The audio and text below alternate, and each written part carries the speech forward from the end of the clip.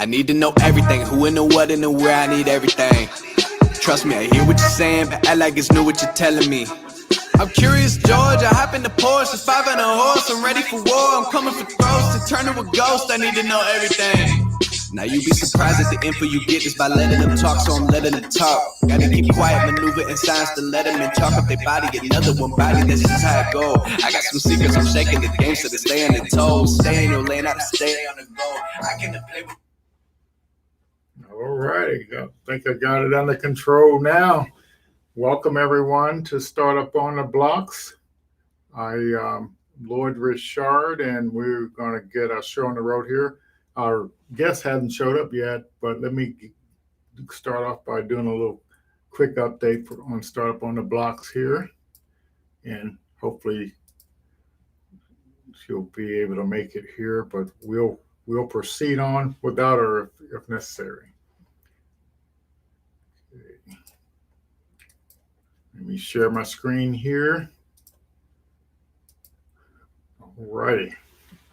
Startup on the Blocks, and we're all about working with startups, and we've been doing events every week for a little over a year now. Last week I announced that we're going to open up our pitch applications on November 1st, and we'll have our pitch competition on December 16th, and we'll probably break for the holidays after that. But we are excited, to have the first sponsoring our next pitch competition. And in the past, Innisfree has been our main sponsor for our pitch competition. We also have some partners, Gulf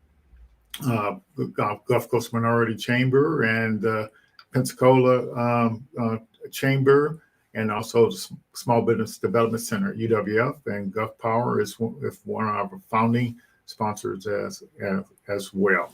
And today I actually got a chance to be a judge in a pitch competition, and that was really exciting to see some Black founders compete for, I think it was like 15,000 first prize and uh, 7,500 for second prize and some smaller amount for third prize. But I want to thank Boris for inviting us to be at the Ambition conference today. So that was there was a lot of great content, a lot of great speakers. So hopefully some of you all got a chance to actually see that.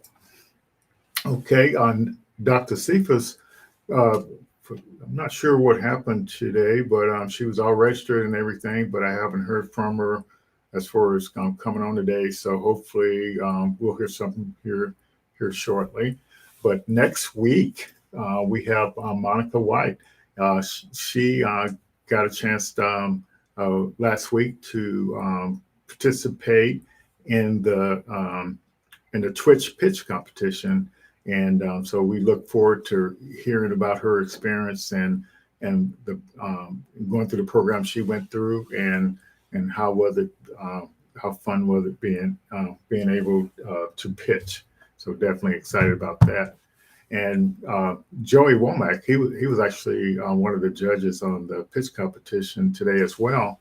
And you know, I can't say enough about Joey and all the things he's doing to help founders all across the country and connecting them with the resources and mentors. I mean, this week I got connected to two, I think three consultants, three people that are in the tech industry to help out with what we're doing here with Startup on the Blocks and also with our STEM work that we're doing in a nonprofit. So, like I said, I can't say enough about him. Still waiting on Matthew to pick the date he's coming on. Hopefully, we can get him on before the end of the year. Righty. So, for those of you, we have a couple of new people on tonight, and I'm not sure who's out in Facebook and LinkedIn land, but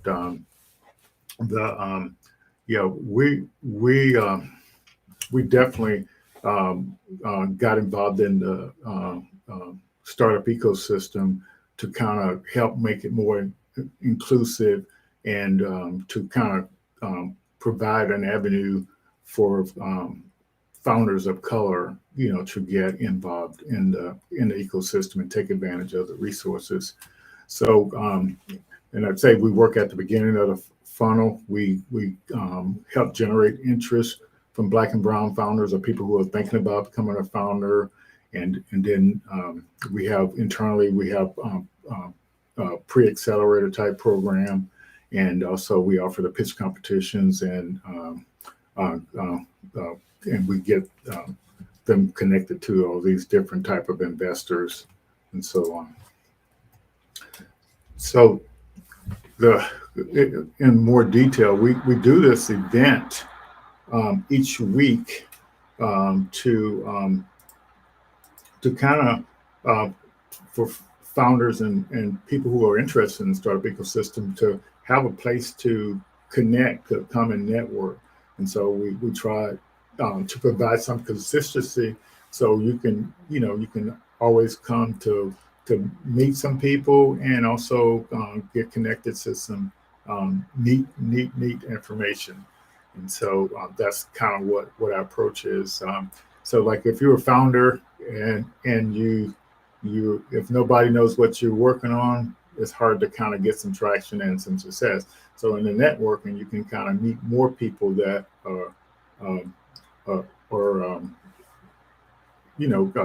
have different talents and skills, and they also might be founders, or maybe they may be further along than you, or you may be further along than them, and they can help you. That's what the networking is about. So we had a young lady in the networking tonight, Nicole. I didn't get a chance to meet her. I was looking forward to meet her, but as I was networking with Edna, she said Nicole had just got out of college, and she had her degree in graphic design, and she was anxious to kind of get started and and learn about being a founder. So, Nicole, you always welcome here, and we'll help you get connected to the resources you need to kind of move forward, and having those uh, graphic design skills. That's a pretty neat thing to help.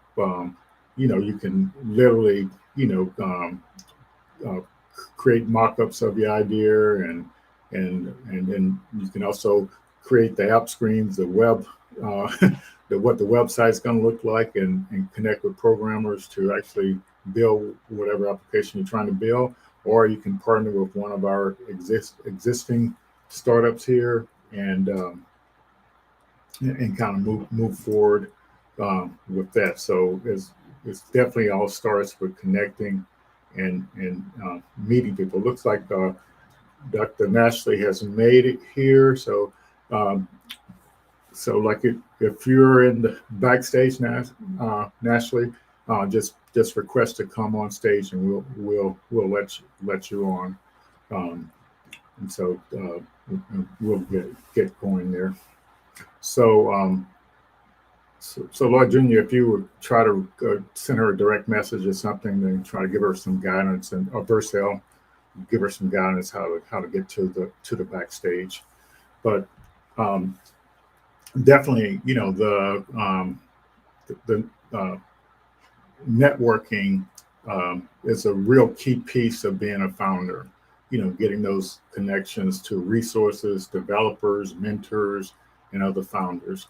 And then for the best practices, like tonight's guest, she got a PhD um, in artificial intelligence, and she was the CTO of PartPick, and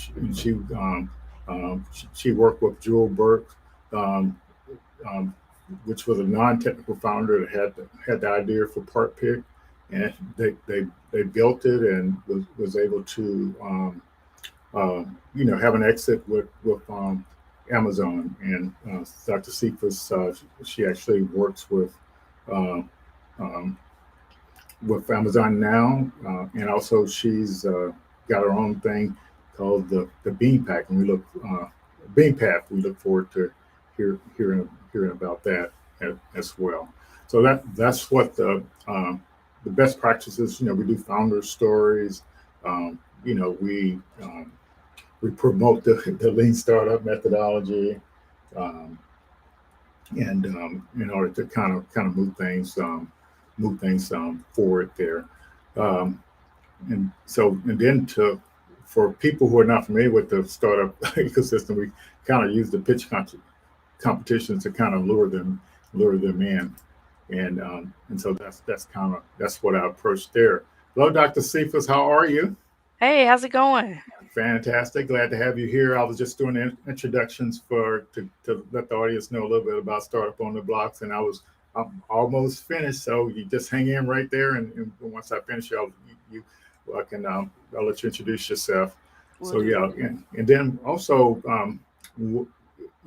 after we run the pitch competition, we invite the finalists in to be a part of one of our portfolio companies, and we offer them mentoring, and we offer them some project management software, and we also offer them this thing called Startup Rocket, where they um, have the ability to document their idea, and have the pathway to developing that minimal viable product. And so we partner with startuprocket.com on that, and so that's an excellent tool. So it's like the train track to getting to that MVP. We also offer office hours, and each week on Saturdays from 1 to 3, um, and we send out a weekly newsletter that has all as many um, opportunities that we come across, to kind of help you get connected to funding, training, etc. And then the Kukua Institute, a nonprofit, we also have this thing called the Center for Innovation Workforce, and we are all about developing talent to support startups, and also to have the ability to go out and start their own company, and also work for other companies. And so we're just all about connecting folks, and that's what turns us on, and that's what we feel will help you as a founder, to have the capacity to get connected to the resources, to build your MVP, and follow these methodologies, and get out there and move on. All right, Dr. Cephas, you can come back on. I've uh, uh, I'll go ahead and stop sharing my screen. Yes, right. So, how are you today? I'm doing well. Can't complain. How Fan, you all doing? doing fine, and we appreciate you taking the time to come be with us. And I don't know if you know, we had Mallory out of New Orleans on about a year ago, and you were the first person she started talking about. Oh, yeah. Yeah, and yeah, I met her down in New Orleans at one of the, what do you call those things? Those conferences they used to have down there, collision Was it conferences. okay? Okay. Yeah, and so yeah, and I hate when she left that company, because they still do to publish that Southern Startup Report as well. Yep. Yeah, Yep. yeah. So we finally got you here. So you can kind of do like a brief introduction, and then we can just talk a little bit. Yeah. Yeah. Absolutely. So, I'm very excited to be here today. Definitely did my research. You've done quite a bit yourself, so I'm excited to be with like minds here today, this evening. And so, Yes. I am, uh, nationally. I am a AI scientist at Amazon. I've been there 5 years.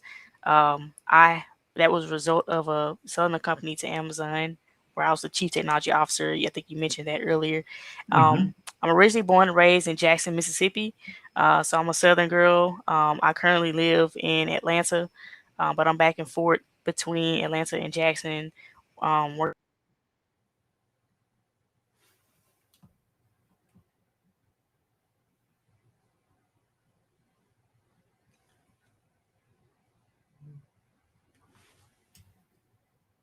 So I'm not sure if you all can hear it, Ashley. still. Okay, sorry.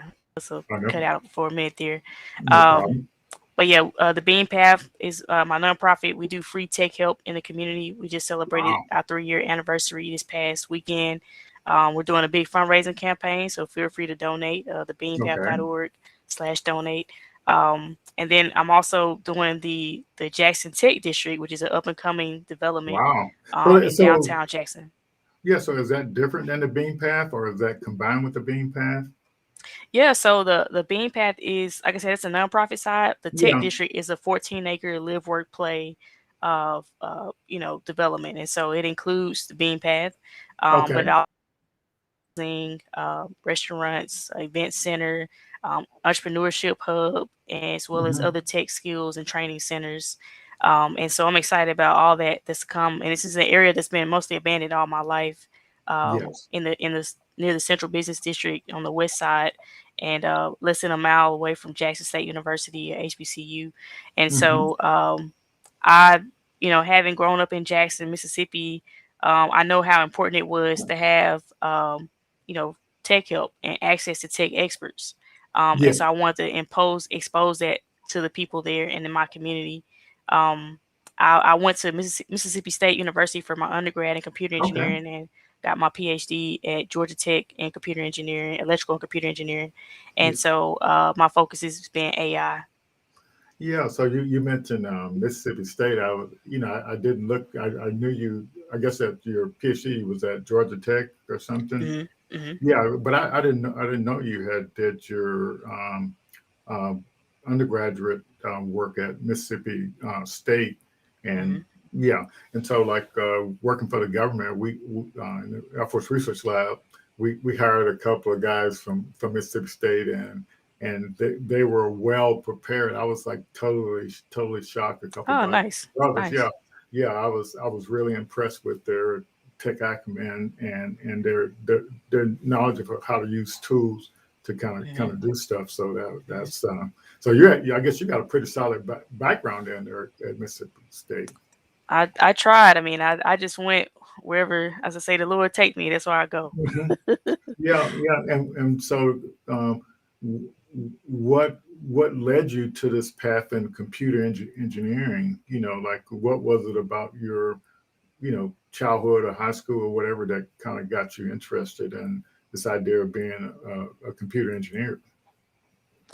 Yeah, so I often say, it wasn't there wasn't a lot of STEM people in my community other than, teachers, which they were very instrumental in helping me, grow those skills. It was actually my eighth grade teacher who uh, she sent me to a engineering camp when I was in the eighth grade that Okay. summer, and it actually was at Mississippi State, and it was a Okay. summer camp for girls in engineering. I didn't know that there was not just one engineering; there was like eight different types of engineering. I was like, what? And it just blew my mind. And then I think in particular, the computer engineering really grasped my attention because you get to type these letters and numbers into the computer and it controls all this cool stuff around you.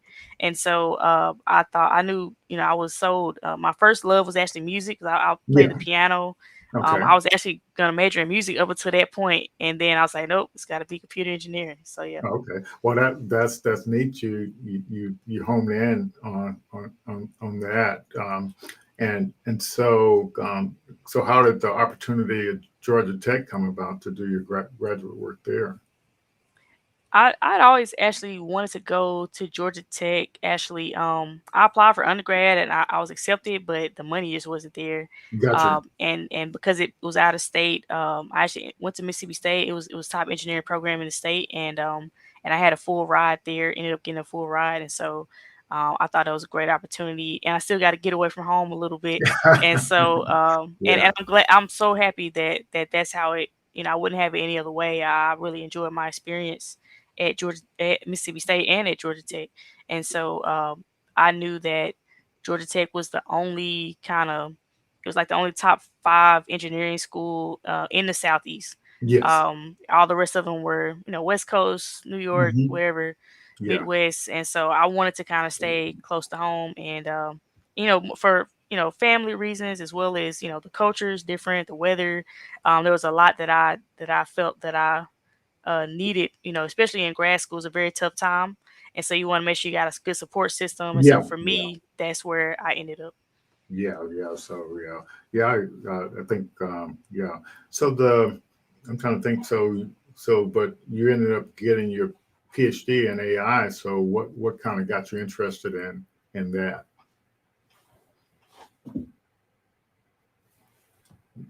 You're you may be frozen again. Oh, there you go. You're moving now. I do apologize. And so Oh you no. said I ended up, I So didn't hear your question. yeah. So what got you? How did you transition from computer engineering to getting a PhD in AI? What got you down the AI path? Yeah. So I knew that when I was in grad school, I had to pick, concentration and expertise area. And so I was always interested in music, like I said. And so Hmm. I was really trying to figure out how do I, you know, create Garage Band. What was the game? It was Guitar Hero. That's what it was. Okay. I was trying to Okay. figure out how could I create Guitar Hero, but in real life, to where Gotcha. you can like have these songs and create this algorithm where you could like split all these music parts up Hmm. and just have it all automated there to play, Okay.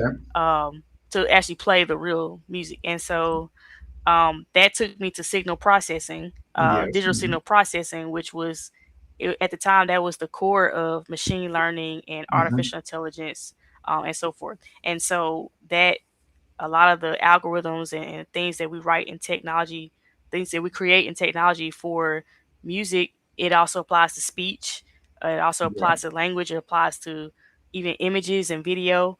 Hmm. And it's basically just finding patterns so that Yes. you can automate things in the future based on those same patterns you've seen before. And so that again, when I knew that concept was so applicable across the board, Yeah. even though I was looking in this one area, I was like, okay, this is a win-win situation. So what was that common thing that made the AI across the board? What did you see was what was unique about it or common about it that you could see that you could use it in almost any of those situations? Yeah, so it's basically a lot of math. It's math Hmm. computation, but we don't have to do the math. Gotcha. We That's why we write the code to do the math for us. Yeah, And that's what the right. math does is it comes up with these equations and barriers or lines that separate different classes of objects. Yes. Hmm. And it's just fascinating when you think about it. Like we can say for those, I'm gonna take you back to math class in Okay. algebra. Um, I might remember y equals mx plus b. It's just like the equation of a line. That was the equation of a line. So you have the y-axis, you got the x-axis. You can plot a line. Yeah. That line is a machine learning algorithm, Okay. because you can create a rule and say anything above this line is a cat, anything below this line is a dog. Okay. And when we're trying to get into, did this person say hello? Did they say goodbye? You might need a million lines. Or if we're trying Okay. to decipher between if cell like a picture of someone's skin is cancerous or not, Hmm. you literally need at least 100 million lines and dimensions and parameters. So it just increases, but it's really as simple as it's just an equation with a whole lot of variables and parameters that help separate different classes of things in space. Yeah.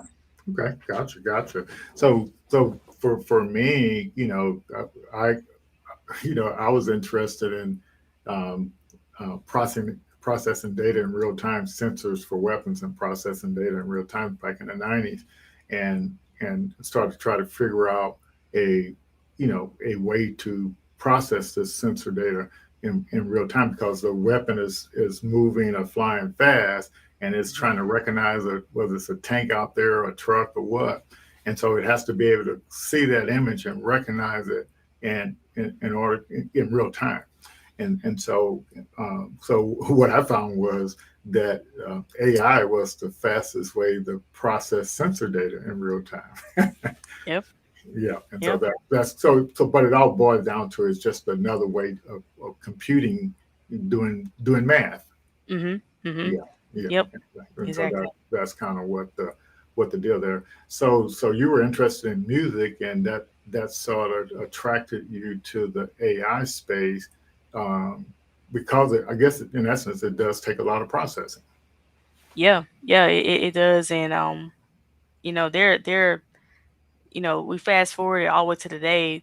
There's a lot of math, there's a lot of computation, but we have a lot more tools at our exposure Yes. now. Hmm. You have computers in the cloud. We don't even have to have a server anymore, at Right. your desk. It does the computation like that. Whereas it used to take us almost, I remember it actually taking like several days to a week Hmm. to train, a simple model to recognize different things. And now, that same model, you could probably train it on today's computing power in the cloud in like a matter of minutes.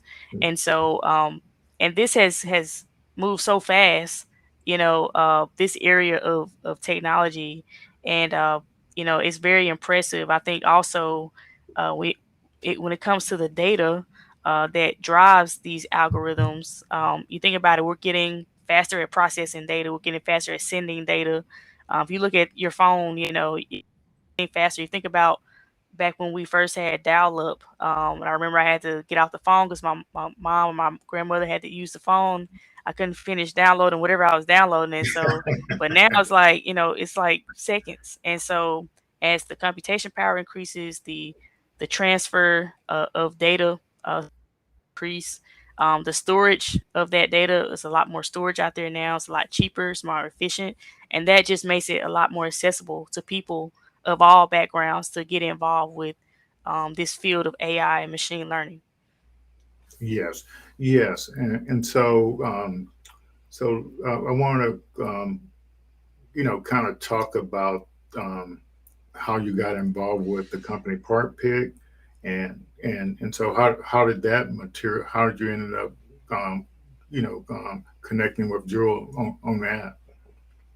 Yeah, so Jewel is a great friend of mine. We still keep in touch.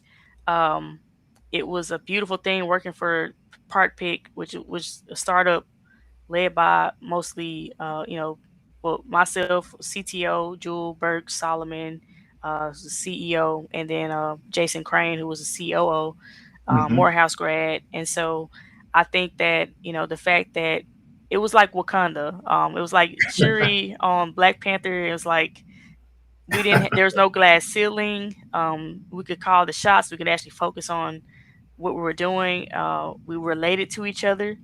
And I think that it was amazing how, um, I think we were actually connected via a mutual friend of mine who, um, he knew about what she was trying to do, and he knew that AI or machine learning was my background. And so Hmm. he connected us. She was in Atlanta at the time as well. She was working at a parts company, McMaster Car, and she had gotten some seed money and wanted to, expand her team and build a prototype. And so I was able to help her with that. And she took that and raised $1.5 million. Okay. And then she said, "Hey, I need you as CTO." So I came back. I was working in New York City at the time. I was just graduated from grad school. I spent about a year up there because I was a poor grad student at the time, so I needed to just make some money for a little while. And I came back to Atlanta, and the rest is history. So Yeah. So did the COO, did he have any technical background? no, I was actually the only technical person. Okay.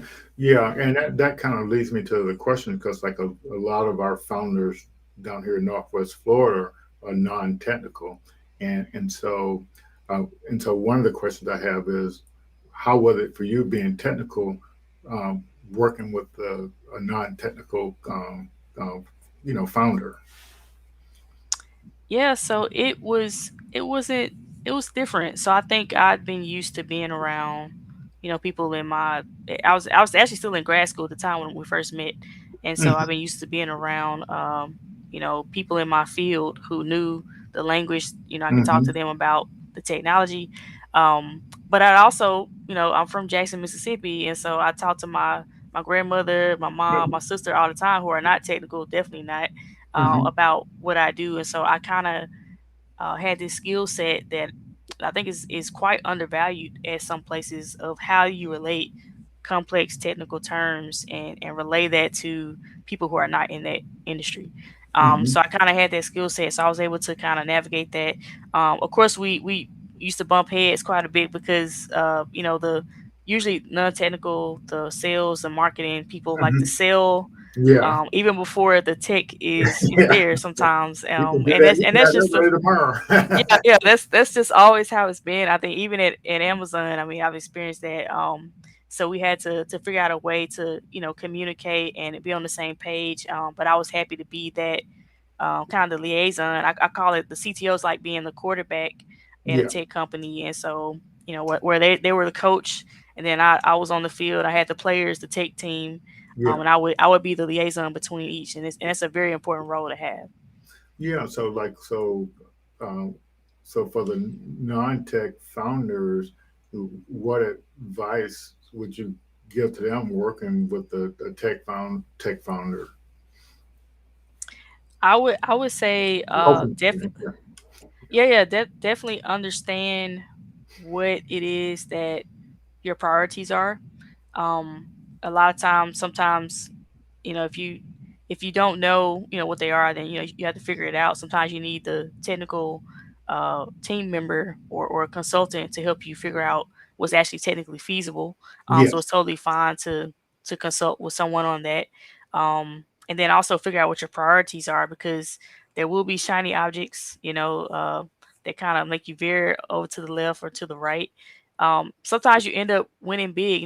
There are definitely risks. If you do Hmm. that, sometimes it works out, but it's a risk. So it Yeah. doesn't. It's probably more risk, less riskier to just stay on your path, Yes. and just keep chipping away because every time you make a decision change, it's like steering a ship. And so, it takes a while to steer the ship and move the whole team in a different direction. Yeah. So Yeah. just keep that in mind. Yeah.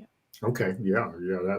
Yeah. I hadn't thought about that much, but that you're exactly Right on point there. You change your mind, and yeah, it's going to take for a while to get going in Yep. that direction. Yeah, Yeah.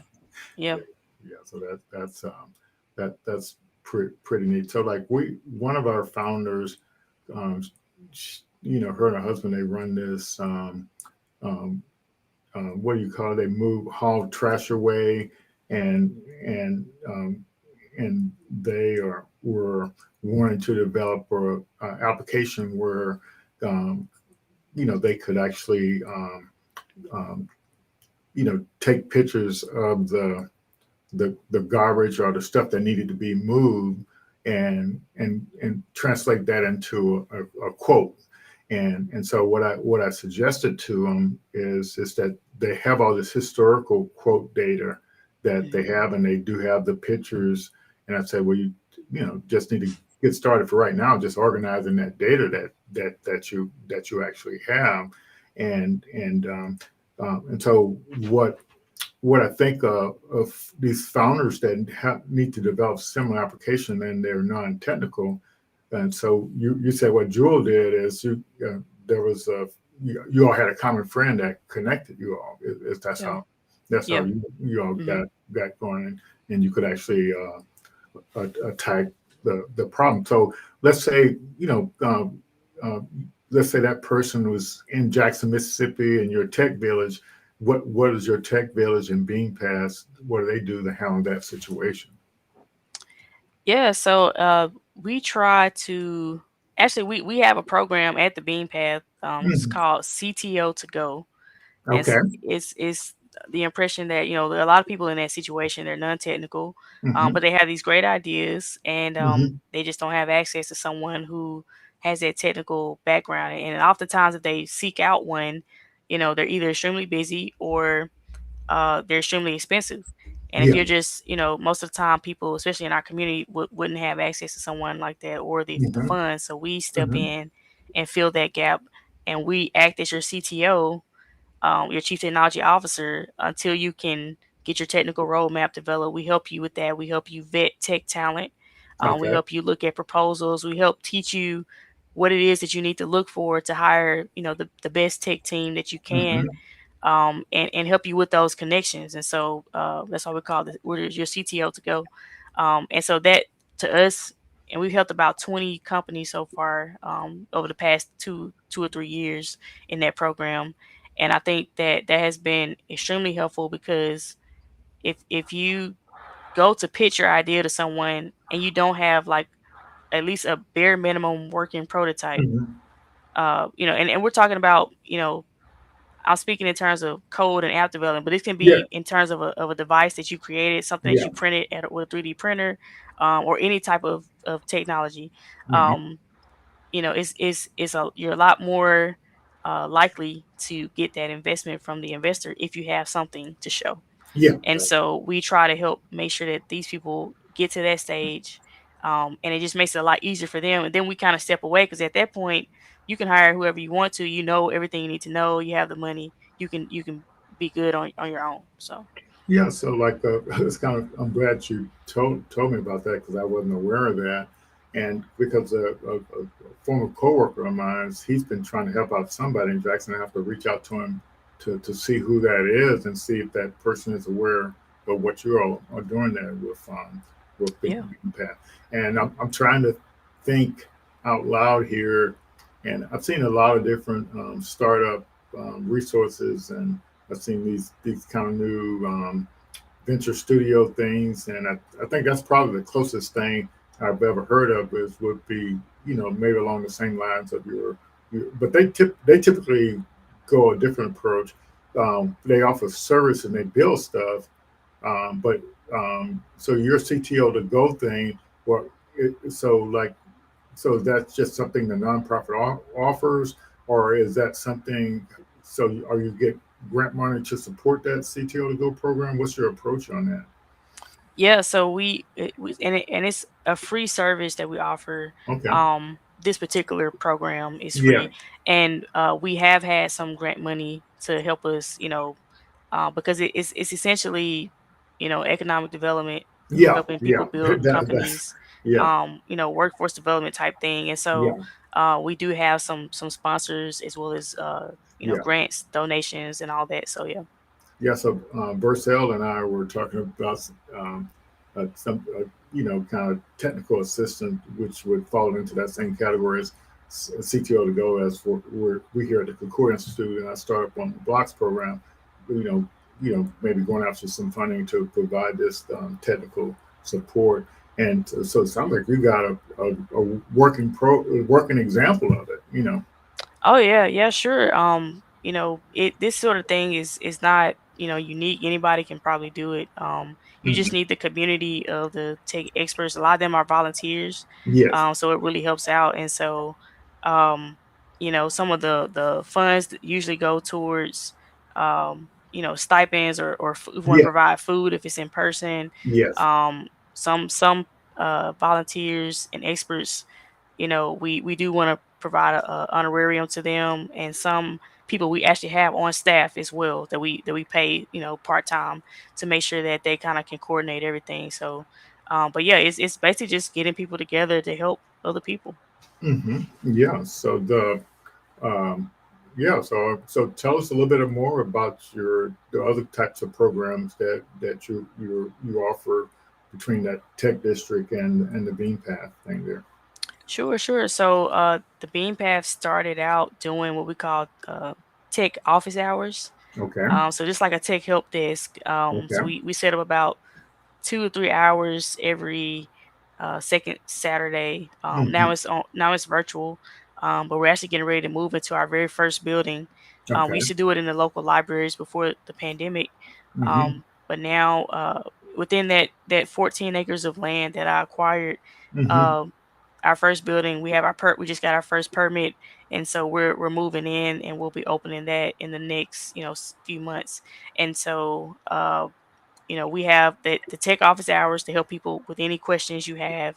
Hmm. You can bring your devices in there. It's basically like a free geek squad from Best Hmm. Buy. Okay. There's a CTO to go program. We help small businesses and startups with their tech needs. Hmm. And then we do several youth programs. We do artificial intelligence workshops. Hmm. We help with after school programs with other partnering organizations. We also do, I think, so the summer program, the after school program. There's also hackathons that we do throughout the year. And we try to really hone in on what students are interested in, such as K through 12. Quite a few, like this program we use called Ear Sketch, Hmm. where you're coding to make beats. So they're making beats, like, because everybody likes to make beats now. They Yeah. think that they can rap, right? And so, Yeah. or sing, but they're learning Python and they don't even know it, and they're learning Yeah. JavaScript. So Okay. it's a really cool program. Actually, it was created at Georgia Tech. Yeah. That So what's the program. name of what's the name? I think I've heard of it, but I've so what's the name of that program It's again? it's called Ear Sketch. So Ear Sketch. EAR Okay. Sketch. Okay. And you can Google it and it'll come up. Okay. But yeah, so we do all kinds of things. We just try to service whatever that community needs in terms Yeah. of tech exposure, tech skills, and advice. Yeah. So have you came up with any program that or it may be in your CTO to go program, but it's something that to support the AI talent development in the community over in Jackson. Yeah, so in addition to what we do at the Bean Path, with the kids camp, we have general programming for just the general public. Yeah. We'll be expanding that into, like I said, with our new building. We can house more people. Yeah. We could do more things at different times of the day, different times of the week.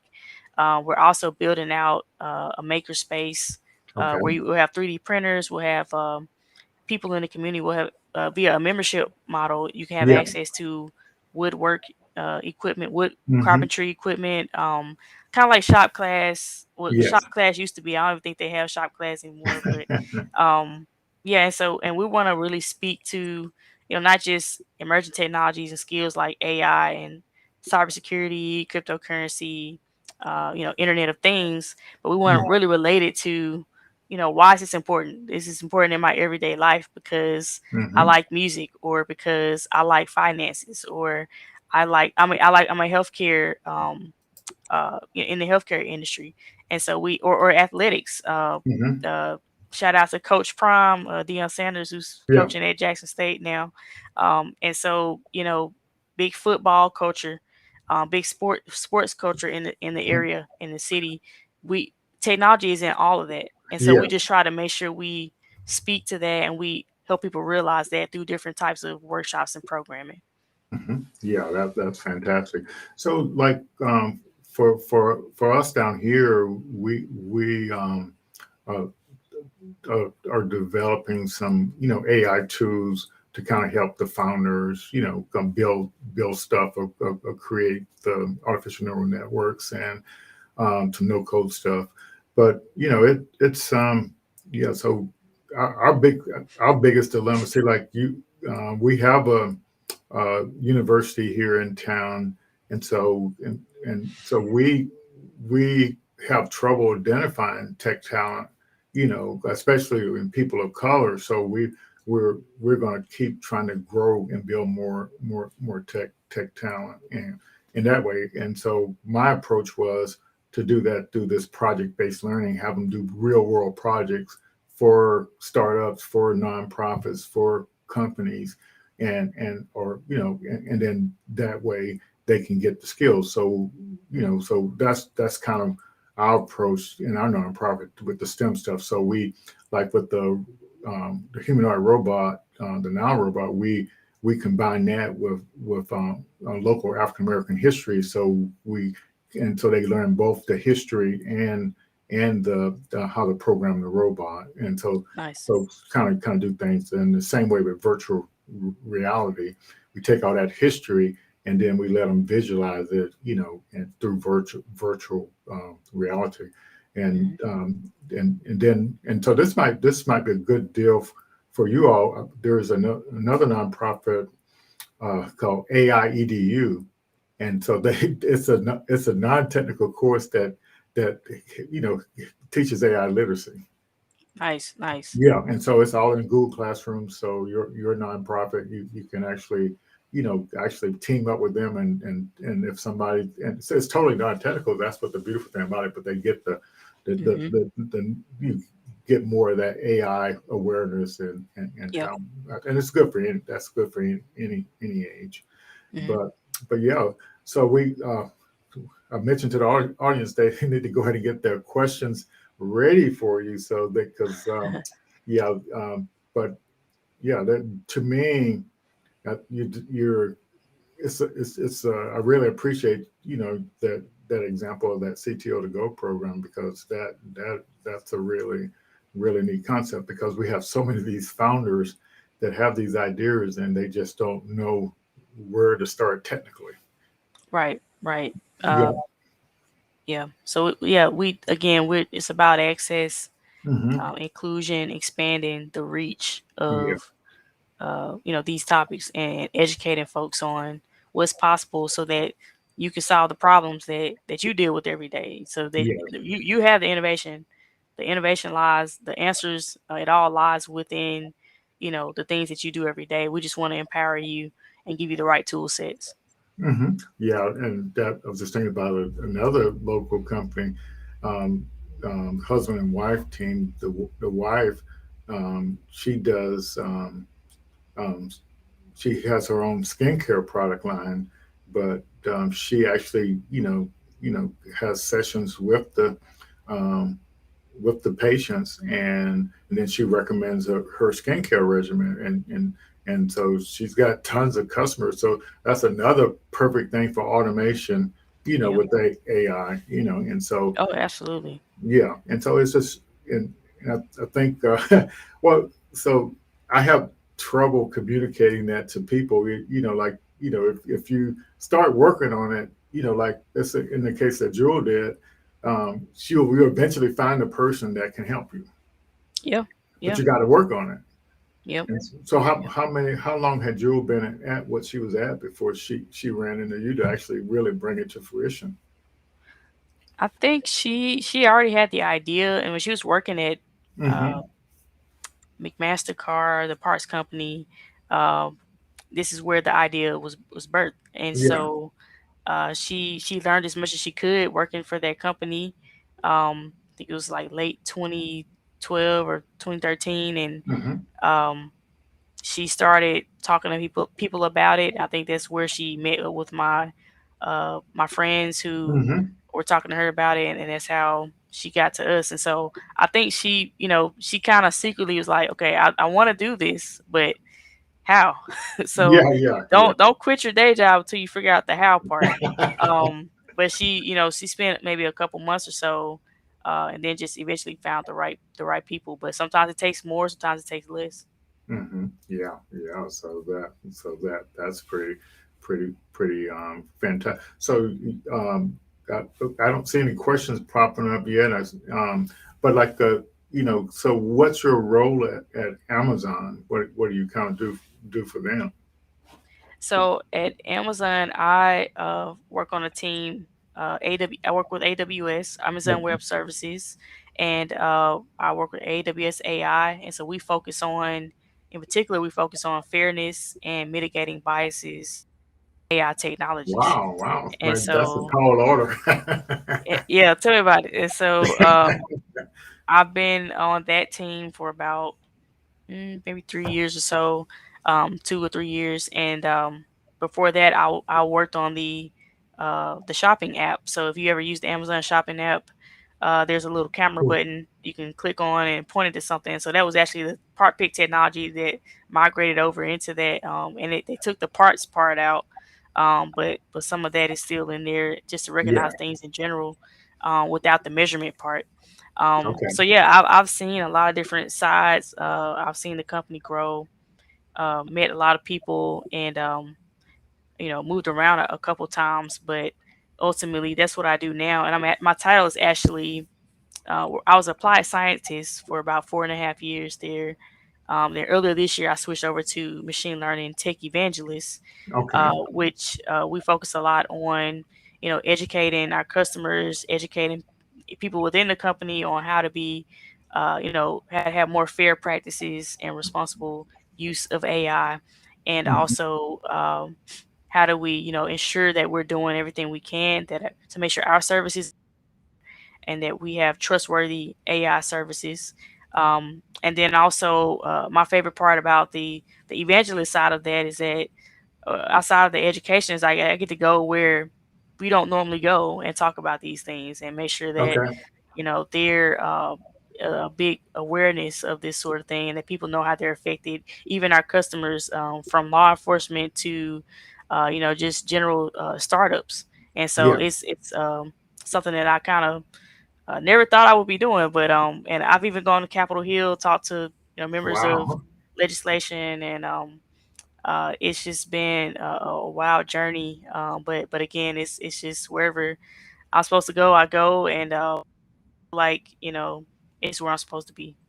Fantastic. I'm so excited for you, on that. Yeah, so Versailles, so he's proud of you as he so that's you're all both from Hey, Jackson there. And he says something about he noticed the superhero rules behind you on the wall, yep. and are these habits you live by? Yeah, yeah, I try to. It's hard sometimes, but I can't see them uh, that well, so I don't know what they are. yeah, it's protect others. Let's see. Always wear a cape. Set a good Okay. example. Be kind. Don't forget your mask. Now that's actually relevant today. Don't forget your mask.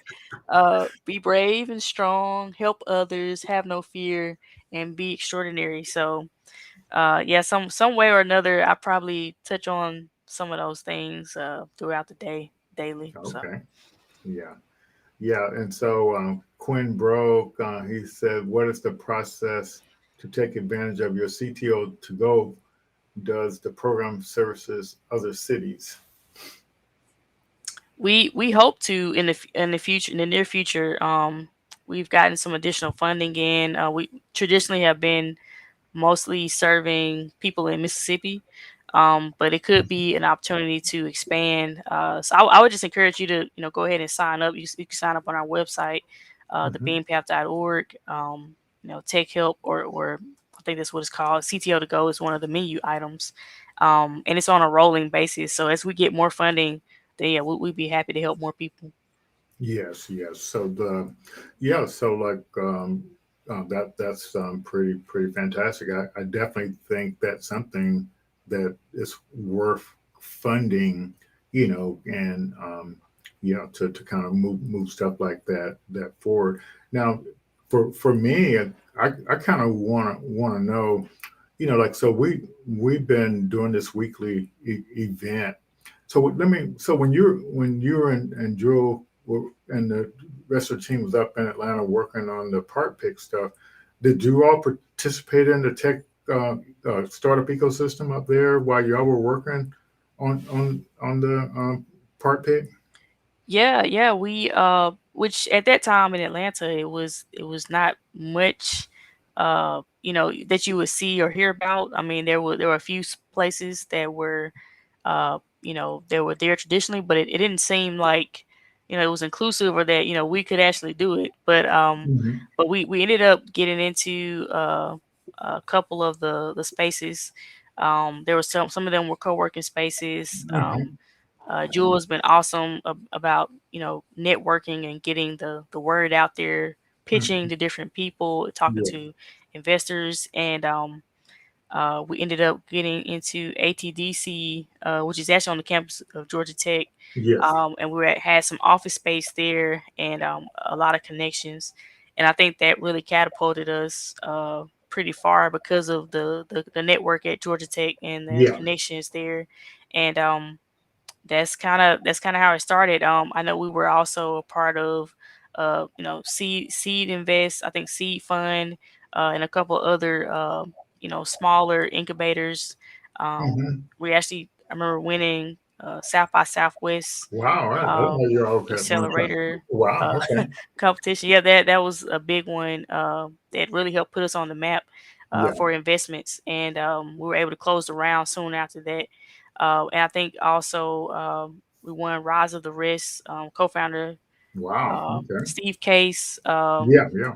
and then there was a couple TechCrunch Disrupt. We Yeah. were finalists in that one. So yeah, it's just like the more you do it, the better you get at it. And Yeah. I was actually pitching on stage at a conference in Boston. This was in May of this was 2016, Hmm. and that's where Amazon was in the audience, and that's how we ended up getting the company acquired, because they were just sitting in the audience while I was Wow. talking about it. And so yeah, you never know Yeah. who's watching. So as CTO, you had to pitch as well as normally the CEO does all the pitching, but you as CTO had to pitch as well. Yeah, it's pretty ironic. I ended up, wearing multiple hats. Hmm. Well, as a startup, you have to anyway. But Yeah. most of the time, I wasn't. I left. I tried to leave that to Jewel, but she actually wanted me to go to this conference. I think she had something else to do, and Hmm. so I was a little reluctant. But I went ahead and did it, and I'm glad I did. Yeah. Yeah. So have you spent any time out on the West Coast? I have.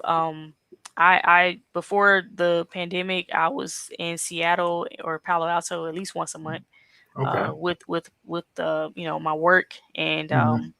it was um I have a big network out there as well. I also had an office in the LA area, Oh, and okay. so it So was with Amazon. So and Amazon's all over now, but yeah. um yeah, so I try to keep ties on things going on out there. So yeah. Hmm. Yeah. So what was your impression of the startup scene, the startup ecosystem in those big cities like Seattle and LA?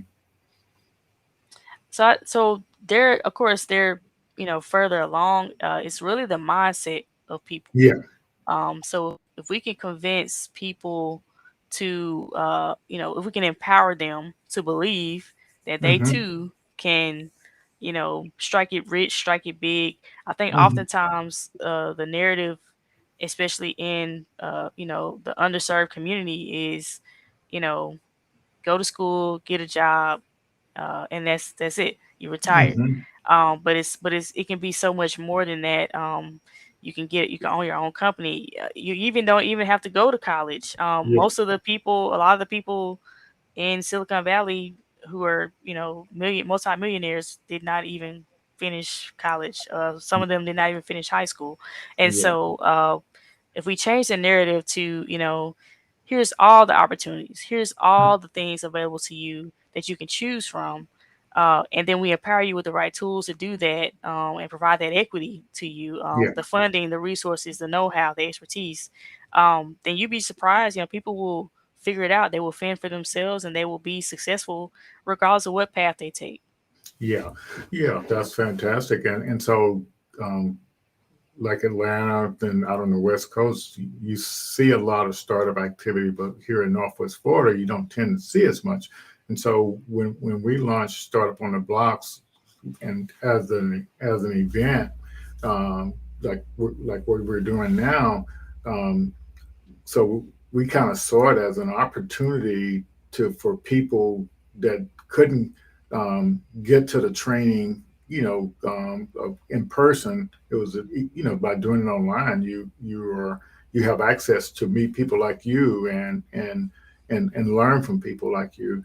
And so what since we've kind of did this thing for over a year now, so Versa and I were saying, well, we need to start partnering with organizations like your organization. So let's say you don't necessarily have something going on every week for your founders that are people that are connected to you, but Startup on the Blocks is here every week, and we got different founders coming in, to kind of spread the word and help people get connected to resources.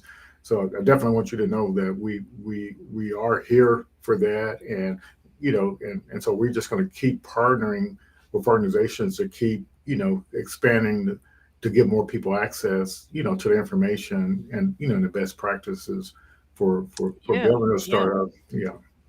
And so yeah. that I'm happy to partner. And I'll just close with, I'll put my website, some of the websites for yes, these uh, things I've been talking about today. yeah, go right Uh, ahead. And we're beanpath.org. We're actually doing a fundraising campaign, so I'll put the good, donate link good. in there. And then the Jackson Tech District, the real estate development project Yes. in downtown Jackson. That's the website for that too. So yeah, Yeah, yeah, we'll definitely on our newsletter we'll make sure people have those links, yeah, to connect. And so yeah, we're gonna keep on trying to do things to make this type of stuff more accessible to people of color, and kind of get more founders in. So I guess week after next we got Joey coming on. So I know Joey. oh yeah, yeah. He yeah. So and see that's another example of a nonprofit that's Goody Nation that's trying to do good work Hmm. to help Yep. founders all over the United States. Kind of grow. And my message, and what I believe, if you're aware of the resources and the help you can get, at least you won't feel alone on your journey. No matter how awesome a task you're trying to do. And I was judging a pitch competition today, and so this brother he has this year he started a autonomous autonomous vehicle, a pod that delivers stuff, for as part of the smart city stuff. And I said, man, that's pretty ambitious, Yeah. but he's already making progress and making connections. But and he's getting partnership agreements. He's got, and he's got letters of interest from these different smart city things, and so, but to go on something that big, ambitious, that's pretty amazing. Yeah. Yeah. Yeah. No, I agree. I mean, we can do some amazing things. Like you said, just work, do the work. Hmm. Yeah. Yeah. So yeah, keep being creative. So any parting words so we get off here? I thank you all for having me. Just keep on, working at it.